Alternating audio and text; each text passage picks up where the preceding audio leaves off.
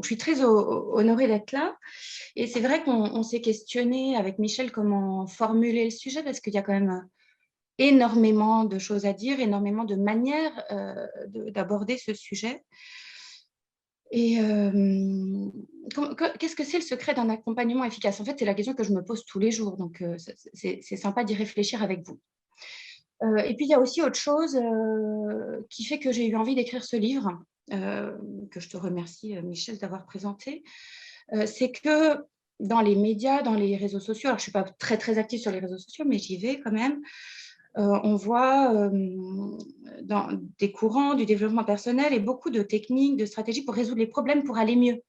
En plus, là, on est en pleine période de crise sanitaire, on est privé de liens sociaux. Enfin, on a été privé puisque depuis hier, je vous remercie d'être là et de ne pas être en terrasse, je suis encore plus honorée, ou au cinéma. Mais on a quand même été brutalisés dans notre rapport les uns aux autres et à nous-mêmes.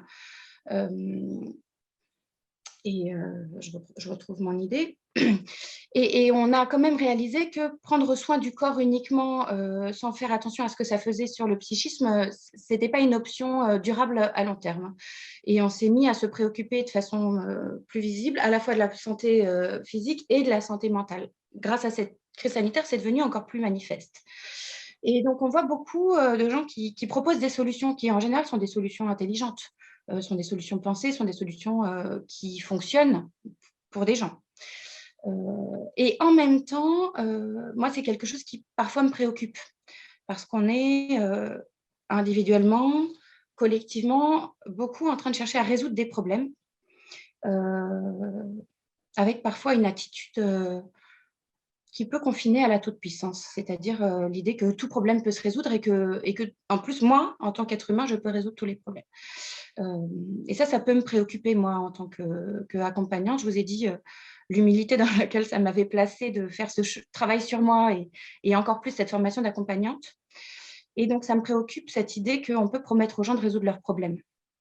Alors, en même temps, ça me fait plaisir de savoir qu'on peut promettre aux gens de résoudre leurs problèmes et parfois, ça marche. Mais j'avais envie de dialoguer avec ça et de dialoguer avec ça avec vous. Et on parle beaucoup de confiance en soi, surtout en entreprise.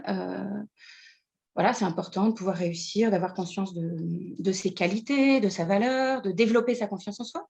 Est-ce que c'est une mauvaise chose de chercher à développer sa confiance en soi ou pas?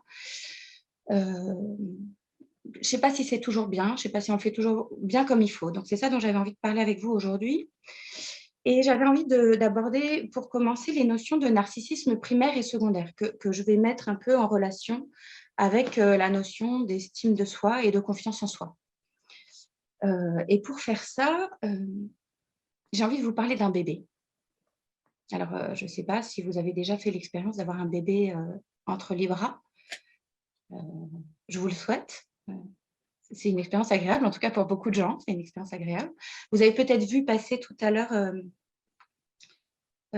sur la vidéo un chat qui est venu s'installer sur mes genoux. Ça risque de se produire à nouveau pendant l'intervention. Donc, avoir un chat ou un bébé, c'est un peu pareil. Qu'est-ce qu'il va faire, le bébé, quand vous l'avez dans les bras? Il va peut-être pleurer, il va peut-être gigoter, il va peut-être régurgiter sur vos beaux habits, il va peut-être faire dans sa couche et puis dégager une odeur désagréable. Pourquoi on prend un bébé dans les bras et pourquoi on trouve ça agréable, hein? Ça peut être une drôle de question. Le bébé, il ne fait rien pour nous plaire en vérité. Et pourtant, quand on va voir une personne qui a un bébé, on va dire est-ce que je peux le prendre? Et on va prendre ce bébé dans les bras. Et on va trouver quelque chose dans cette expérience. Le chat, c'est pareil. Le chat, vous allez voir, il va venir entre moi et la caméra.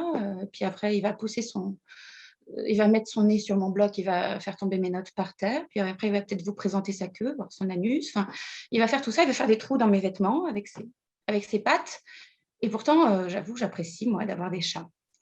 Donc, si je reviens au bébé, quand je prends le bébé dans les bras et que le bébé, il ne fait rien du tout de spécial pour que j'ai envie de le prendre dans les bras, en fait, je donne un message au bébé.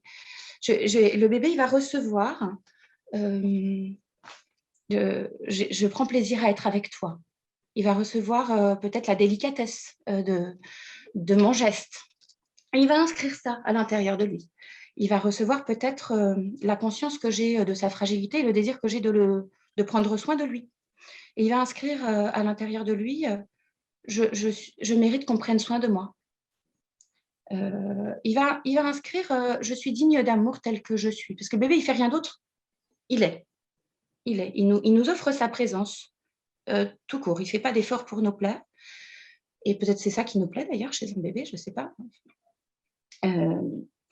Mais en tout cas, ce que le bébé qui est dans cette fragilité, il offre son existence.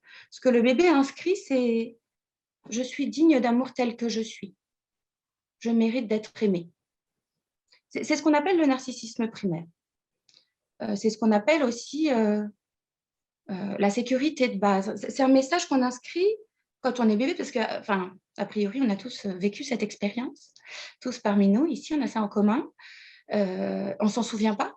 On ne s'en souvient pas forcément consciemment, mais notre corps s'en souvient. Parce que la psyché, quand on est bébé, c'est le corps. C'est dans le corps que ça se passe. La douleur, c'est dans le corps. La souffrance, c'est dans le corps. La satisfaction, c'est dans le corps.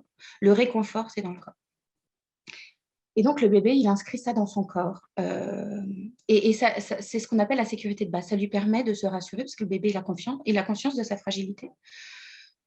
Il a conscience du fait que quand il ressent un inconfort, la faim par exemple, ou le besoin de dormir, il n'est pas capable de satisfaire ce besoin tout seul. Il n'est pas capable d'apaiser son besoin tout seul. Il a besoin d'une intervention extérieure. Le petit homme est profondément dépendant. Un bébé tortue, par exemple, il va éclore dans son œuf sur la plage. Il n'y a pas de papa, pas de maman autour de lui. Ils sont des milliers, il n'est pas tout seul, mais il est tout seul à prendre en charge ses besoins. Il est directement dans l'autonomie. Le bébé humain, pas du tout. Il n'est pas du tout dans l'autonomie. Il a besoin qu'on soit là, qu'on s'occupe de lui. Et donc, il a conscience de sa dépendance et le fait qu'il y ait un donneur de soins qui va répondre aux besoins, qui va essayer de décrypter les besoins du bébé, parce qu'ils ne sont pas faciles à décrypter, et qui va donner une réponse appropriée. Ça va permettre au fur et à mesure d'inscrire « je mérite qu'on prenne soin de moi ». Le monde est sécurisant. Il y a un papa et une maman qui veillent sur moi, ce qui fait que je vais pouvoir dormir. Quand un bébé dort, il s'abandonne totalement. C'est la félicité totale. Il offre sa confiance, il délègue à son entourage la responsabilité de prendre soin de lui.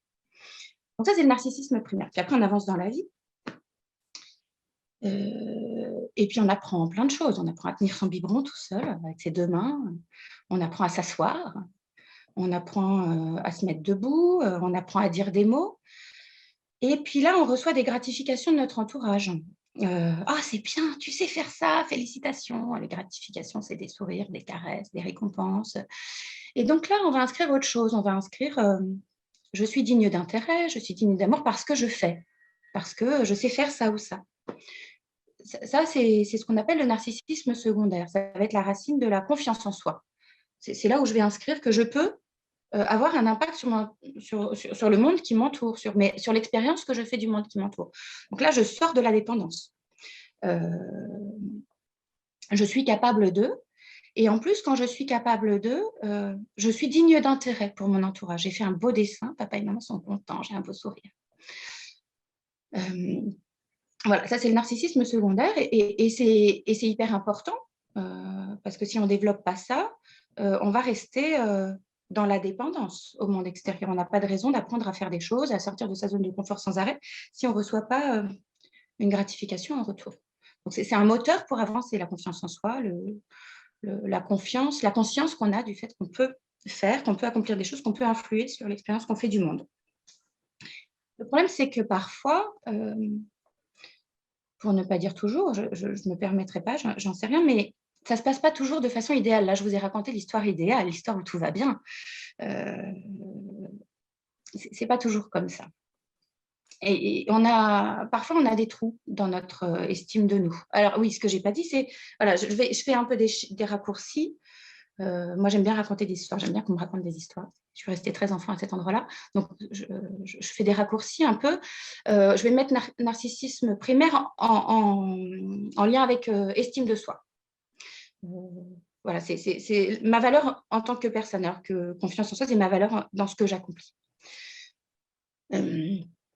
Donc, parfois, on a des trous dans notre narcissisme primaire. Il y a des endroits où on n'est pas du tout sûr, on n'a pas pu inscrire correctement je mérite d'être aimée telle que je suis. Je mérite d'être aimée tout court. Je mérite d'être aimée même quand je dérange mon entourage. Parce que bébé, finalement, il fait un peu ça. Il passe son temps à déranger son entourage et pourtant, il reçoit quand même de l'amour. Et parfois, on n'a pas pu installer suffisamment de sécurité. On a installé suffisamment de sécurité pour croître, pour grandir, pour se développer, mais pas forcément suffisamment pour être sécurisé affectivement. Et là, on va tout miser sur la confiance en soi. Si j'ai reçu des gratifications quand j'accomplissais des choses, eh ben, je vais aller les chercher. Je vais aller les chercher encore et encore.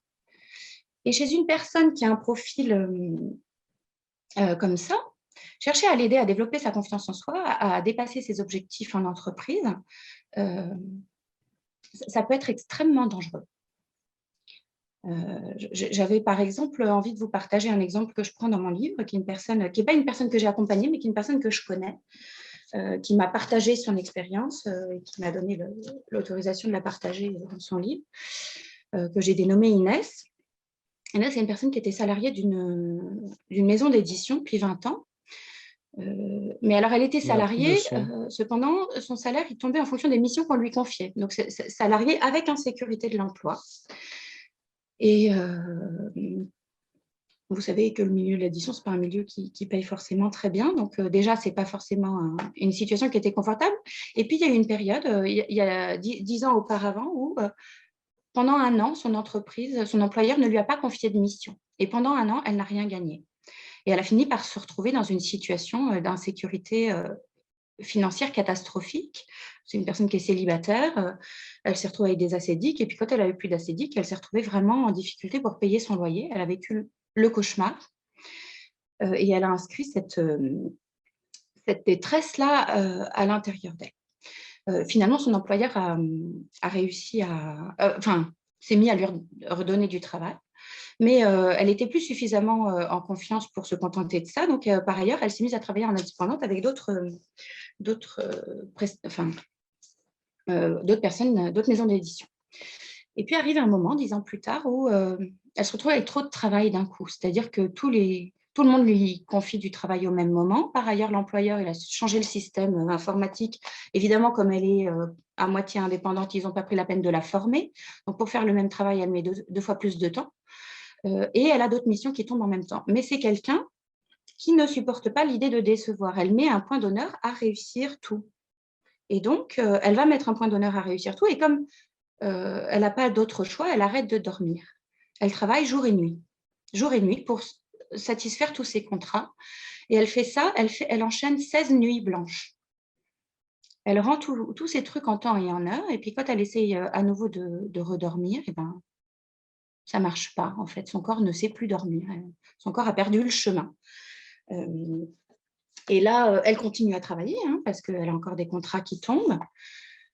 Et puis un jour, elle finit par rendre un truc avec deux jours de retard. Ça ne lui était jamais arrivé. Donc là, elle tombe encore plus profond dans l'estime d'elle-même. Évidemment, son employeur n'est pas content, il lui fait bien sentir. Et puis, c'est la descente aux enfers. Elle tient plus sur ses jambes, elle est épuisée physiquement. Un jour, elle va à la pharmacie pour acheter quelque chose, elle marche avec des béquilles. Alors, elle va avoir des professionnels de santé qui lui disent que c'est dans sa tête le problème. Effectivement, il y a certainement quelque chose qui se passe dans sa tête, mais là, concrètement, elle se retrouve à avoir enchaîné 32 nuits blanches. Au bout de 32 nuits blanches, le problème, il n'est plus uniquement dans la tête. Il y a quand même un vrai problème dans le corps. Elle s'écroule à la pharmacie. Et puis, c'est les pompiers qui sont venus la chercher. Elle a fait une crise d'hystérie. C'était très, très violent comme expérience. Elle se retrouve hospitalisée en clinique psychiatrique pendant plusieurs semaines. Mais c'est seulement au moment où les pompiers viennent la chercher qu'on fait le diagnostic de burn-out. Donc, c'est une histoire qui est très extrême, mais si je vous la partage aujourd'hui, c'est que c'est malheureusement pas un cas isolé. C'est des choses qui arrivent.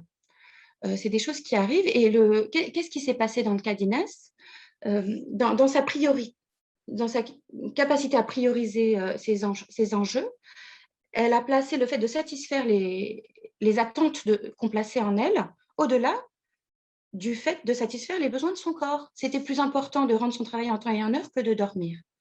Et ça, c'est problématique, en fait, de penser comme ça. C'est problématique de se nourrir et de fonctionner uniquement sur la base du fait de satisfaire la demande de l'autre. Donc, c'est ça, malheureusement, qu'on peut nourrir en cherchant à aider les gens à toujours réussir, à toujours résoudre les problèmes, à augmenter leur confiance en soi.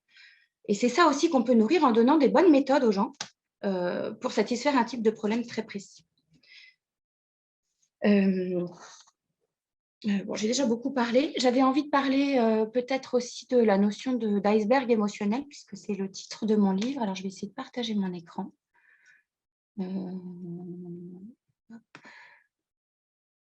Quitte le mode plein écran. Je fais écran partagé.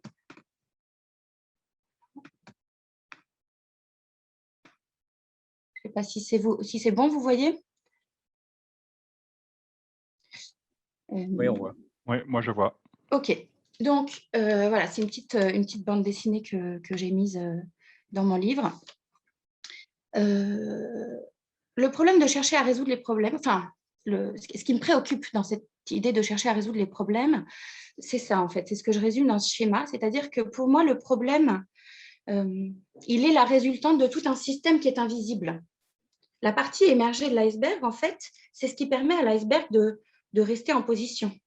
Mais je ne sais pas si vous voyez ma souris, le problème, il prend sa racine là-dedans. C'est-à-dire que pourquoi je n'arrive pas à tenir mes délais, pourquoi c'est compliqué. On a tous un système de blessures qui est différent. Mais quand on cherche à dire, par exemple, moi je prends souvent l'exemple de la cigarette. Je fume, j'ai envie d'arrêter de fumer. Il y a plein de super méthodes pour arrêter de fumer. A priori, c'est louable de vouloir aider quelqu'un à arrêter de fumer. Mais il y a une personne à l'intérieur de moi qui dit il faut fumer. Je trouve ça intéressant le problème de la cigarette parce que même si on est dans un monde très rationaliste où on cherche à donner des explications à tout, on admet quand même de façon commune qu'il ne suffit pas de décider d'arrêter de fumer pour arrêter de fumer. C'est-à-dire que la pensée n'est pas toute puissante à cet endroit-là. On admet qu'il se joue autre chose. Je peux avoir compris que ce n'est pas bon pour ma santé, je peux avoir décidé de ne plus le faire et je le fais quand même. Donc, il y a quelqu'un à l'intérieur de moi qui dit « Mathilde, tu vas prendre une cigarette dans ton paquet ». Enfin, en l'occurrence, moi, je ne fume pas. J'ai fumé pendant un certain nombre d'années. Je me suis arrêtée. Donc, parfois, on peut y arriver. Mais qu'est-ce qu'elle dit, cette personne-là? Donc, en fait, voilà, je vais continuer dans ma petite bande dessinée. Voilà. Donc, si je cherche juste à arrêter de fumer, à régler mon problème apparent, j'ai un problème de colère, je me mets en colère. Évidemment, c'est problématique si je me mets à crier sur mon patron dès qu'il me fait une remarque. Donc, j'ai envie de résoudre ce problème. Ou si j'ai un problème de trouble alimentaire, je vais manger trop, évidemment que j'ai envie de résoudre ce problème. Ce n'est pas une mauvaise chose, en l'occurrence, de chercher à résoudre ce problème. Le problème, c'est de croire que si on s'intéresse juste aux symptômes, ça va suffire. Parce que ce qui se passe, c'est souvent qu'on arrive dans cette situation-là. C'est-à-dire que la méthode, elle marche. Un régime, ça marche. Par exemple, à court terme, je vais avoir perdu mes 5 kilos, je vais être contente, je vais me sentir mieux dans ma peau, mais si je regarde 1 an plus tard ou 2 ans plus tard, les kilos en général, ils seront revenus plus nombreux et j'aurai encore chuté dans mon estime de moi. Et puis, en plus, j'aurais rajouté une couche de honte et de culpabilité puisque je sais comment il faut faire pour résoudre mon problème. Je connais les bonnes règles alimentaires à appliquer et je ne le fais pas. Donc, c'est bien la preuve que je suis mauvais. Et là, on arrive dans on manifeste encore une partie de l'iceberg qui est plus grosse. En général, on se retrouve avec un nœud émotionnel plus important. C'est-à-dire que le problème apparent, on peut le voir comme un problème, mais on peut aussi le voir comme un signal que nous envoie notre inconscient en disant il se passe quelque chose sur la surface. Et avant de chercher à éliminer le signal, on va déjà aller regarder vers quoi il pointe. Qu'est-ce qu'elle a à me dire, cette partie de moi qui veut que je prenne une cigarette dans mon paquet? Qu'est-ce qu'elle a à dire, cette partie de moi qui veut absolument que je mange au-delà de mes besoins corporels? Pourquoi je fais ça? De quoi ça parle? Et en général, on tombe dans ce qu'on appelle le domaine des défenses psychiques. C'est-à-dire que si je fais quelque chose qui, en apparence, semble contre mon intérêt actuel, c'est qu'il y a une partie de moi qui est convaincue que ça va me sauver la vie. Alors, c'est obsolète, cette pensée que ça va me sauver la vie, parce que c'est sûr que si je ne dors pas pendant 32 jours, ça ne va pas me sauver la vie, ça me met en danger. Mais n'empêche que c'est intéressant d'aller voir comment j'ai construit ça et pourquoi je me suis construite comme ça. Qu'est-ce qu'elle raconte de moi, cette partie de moi? Parce qu'elle pointe vers un endroit où il y a une blessure qui n'a pas été cicatrisée. Donc, voilà ce que je voulais dire sur, encore une fois, hein, c'est un peu schématique, mais sur les défenses psychiques et sur l'iceberg émotionnel. Alors, je vais revenir, je vais arrêter le partage d'écran. Voilà. Et donc, pour finir, doit-on chercher à résoudre les problèmes ou pas? Ce n'est pas une question à laquelle j'ai envie de répondre par oui ou par non, certainement pas, mais en tout cas, il faut faire attention. Il faut prendre nos problèmes et nos blessures avec précaution, avec délicatesse, comme on le fait avec le bébé, en fait. Il faut pas chercher à interférer trop brusquement avec nos comportements qui nous dérangent. On est en train d'apprendre là qu'on ne peut pas interférer comme on veut avec l'écologie, que c'est un système quand même très complexe où il y a beaucoup de choses qui sont interdépendantes les unes des autres. Et notre psychisme, pour moi, c'est pareil. Et si on bouge un truc comme ça, on risque de déstabiliser le système et de voir apparaître des résultats encore plus pénalisants. Donc, c'est un peu ça le message que j'avais envie de faire passer. Alors après, je n'ai pas répondu à la question, quel est le secret d'un accompagnement efficace? Donc, peut-être pour clôturer ce monologue, avant de répondre à vos questions, qu'est-ce que c'est un accompagnement efficace? Déjà, qu'est-ce que c'est pas? Qu'est-ce que ça doit pas être, à mon avis? C'est une attitude où je dis, je sais quel est ton problème et je sais comment le résoudre. Ça, je pense qu'il faut, enfin, voilà, moi, je me méfie de ça. J'espère vous avoir expliquer pourquoi. Après, qu'est-ce que c'est? Alors évidemment, moi, j'ai des outils, j'ai été formée à tout un tas de techniques, et puis comme j'ai une curiosité insatiable, j'arrête pas de me former à plein d'outils. Donc, il y a des outils qui marchent, il y a des outils qui marchent pour moi, il y a des outils qui marchent pour d'autres. Mais avant tout, pour moi, un accompagnement efficace, c'est une qualité d'être, c'est une qualité d'écoute, c'est une qualité de non-jugement. C'est-à-dire, je vais essayer de ne pas juger la personne en face de moi, comme je vais essayer, moi, de ne pas me juger quand je prends cette cigarette que je ne devrais pas prendre dans mon paquet. C'est difficile, hein, parce qu'on juge tout le temps, et surtout nous-mêmes. Et c'est surtout une qualité de relation. Parce que, voilà, j'ai commencé avec le bébé. Le bébé, il se construit dans la relation. On est des êtres de relation. Et donc, nos blessures, elles se réparent dans la relation. En tout cas, c'est quelque chose dont je suis profondément convaincue. Un accompagnement, pourquoi faire un accompagnement? En fait, c'est parce qu'on fait le postulat que la relation peut réparer quelque chose. Et je pense que oui, la relation peut réparer quelque chose, à condition qu'elle contienne suffisamment de sécurité, qu'elle permette d'inscrire suffisamment de confiance et de sécurité pour permettre à la personne accompagnée de se relier autrement à ses blessures, de sortir de son schéma d'impuissance et de manifester autre chose. Et souvent, ce qui se passe, c'est, moi, je ne vais pas chercher à aider les gens à résoudre des problèmes, mais un jour, la personne arrive et puis elle me dit, vous savez ce qui s'est passé? Faut que je vous dise, Mathilde, Mathilde, il faut que je vous raconte. Il s'est passé ça et ça. Et alors, moi, je n'ai pas du tout réagi comme d'habitude. Je ne me suis pas reconnue. Et pour moi, c'est ça. Ça doit servir à ça, un accompagnement. C'est-à-dire qu'on a inscrit autre chose à l'intérieur de nous. On fait autre chose comme expérience de nous-mêmes. Et du coup, on inscrit autre chose comme expérience d'influence sur notre monde extérieur.